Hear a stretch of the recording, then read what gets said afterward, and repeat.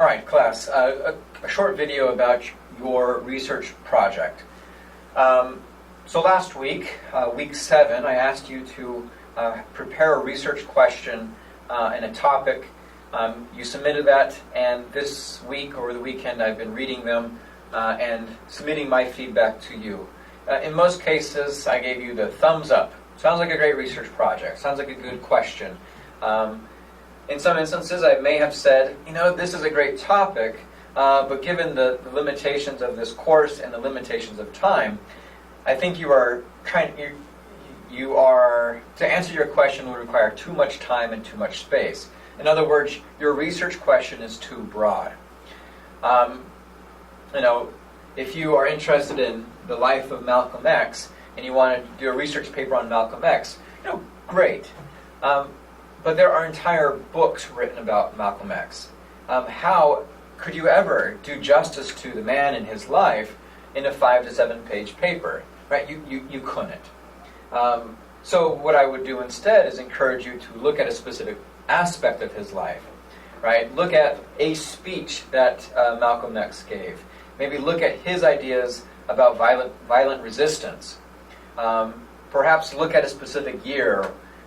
Maybe you just want to look at the assassination of Malcolm X, right? So that's the type of specificity that I'm expecting in this project. This is an upper-level history course, and the higher up we go in historical courses, the more specific our research questions should become.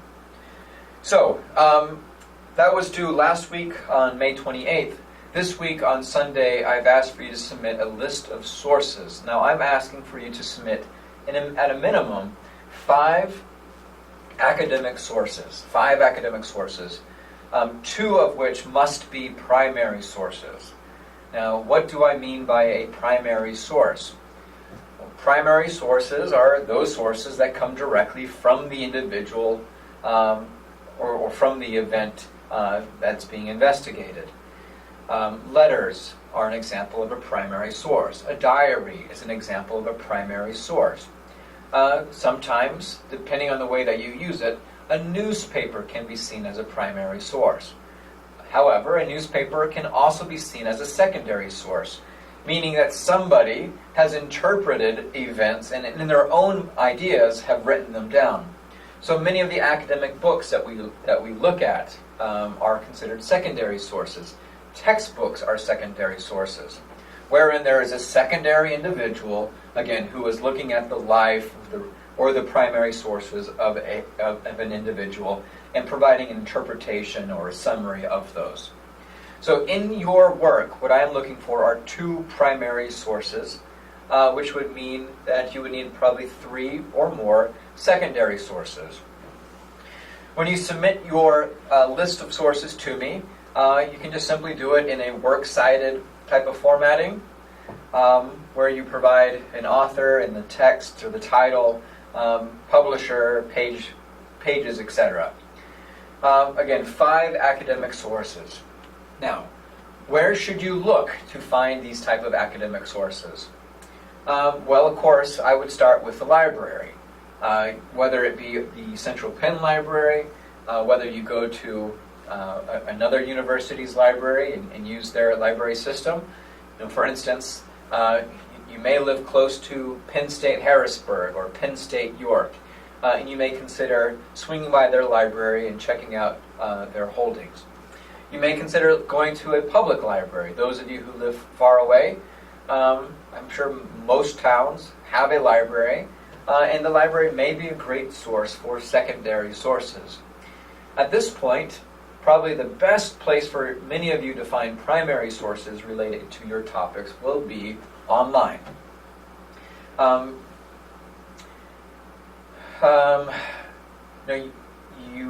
trying to think the best way to explain how you can find these. Again, the best place to find primary sources online are through websites, especially library websites, special collections, and sometimes .orgs or .coms will have collections of primary source documents that would be valuable to you. I'm asking for you to avoid using Wikipedia as an academic source. Now, I love Wikipedia. I am not going to pretend and tell you that I never use it. I use it all the time. But the way that I use Wikipedia is probably different than the way that many of you use Wikipedia. See, in understanding the way that Wikipedia is formed, that it is a brainchild of numerous minds who are all interpreting data and working together to compile an agreed upon narrative of historical events. I am most, and I would encourage you to be most interested in the bibliography, the works cited pages of a Wikipedia site. So for instance, if you type in Martin Luther King Jr. into Wikipedia, you will find a wonderful biography about the man with certain subheadings of specific events, letters from Birmingham, his assassination, his legacy in popular culture, etc. And for all of the things that are written there, the contributors have to have evidence for them. They have to rely upon historical documents, whether they be primary or secondary.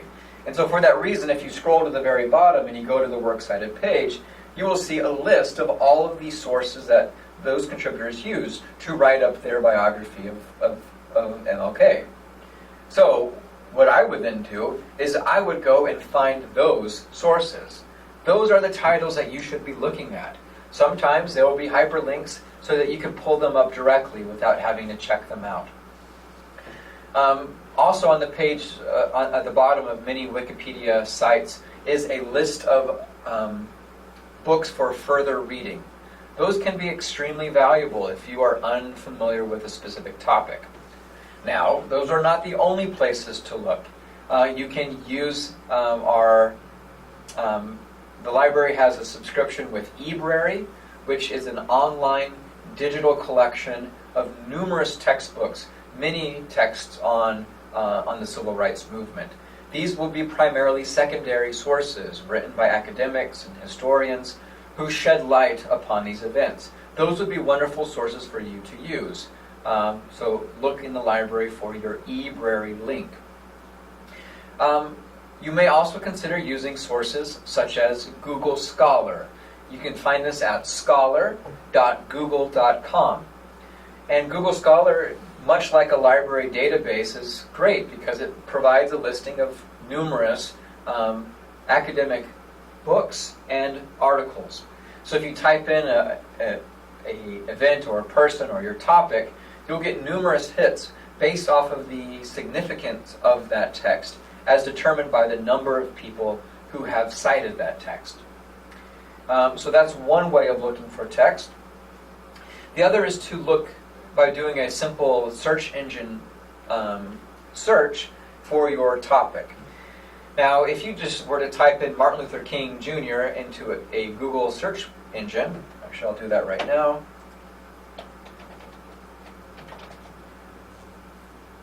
Actually, I'm going to do a different topic. I'm going to do Black is Beautiful, which is a popular movement. And you'll see the Black is Beautiful movement. The first article is something from Wikipedia. The second is from blackamericaweb.com. The third is a video from pbs.org. Black Beauty 101 from a Weebly site. Black is Beautiful from the blackinstitute.org.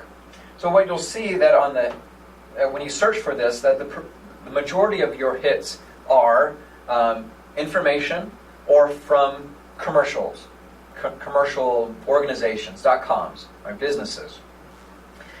If, however, you are to be a little bit more specific in your search engine queue, and by that I'm talking about limiting your search to those with a specific suffix, your search will bring up much more helpful, much more academic sources. So to do this, instead of searching for Black is Beautiful movement, what I would like to do is limit my search findings to only those pages that come from an educational source. And so to do that, I'm going to be searching for the suffix .edu. Now I can type into this Google search so that the only finding or the only hits that come up are .edu. To do that, after Black is Beautiful movement, type in site, SITE, .edu. So what that tells the Google search engine is that I want to focus on those sites that end in a .edu. And you can change that .edu to .gov or .cu.uk if you only want British sites, or co.kr if you want Korean websites. So I'm going to hit enter, and I'm just going to show you the difference here. So the very first hit is Black is Beautiful and Its History Too, from Colombia. Black is Beautiful, Anti-Racist Aesthetic and Cultural Resistance, from academia.edu. Here, From Black is Beautiful to Gay Power, an article from ScholarWorks. Fashion Statement or Political Statement, a PDF from Virtual Commons from Bridgewater College. Anyways, the findings that I get from searching for .edu are much more helpful for an academic paper than those that I found on just searching for Black is Beautiful.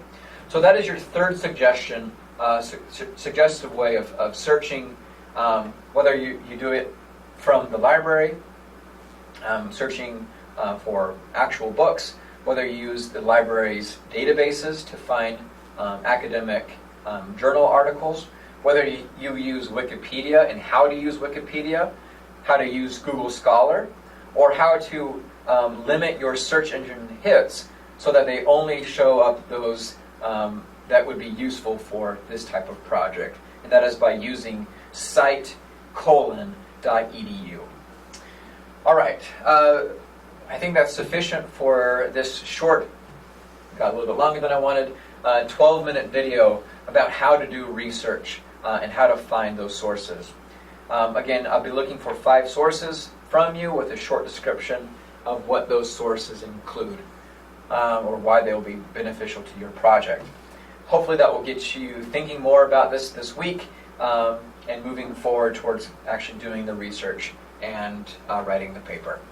All right, good luck to you this week, and as always, send me an email if you have any questions. All right.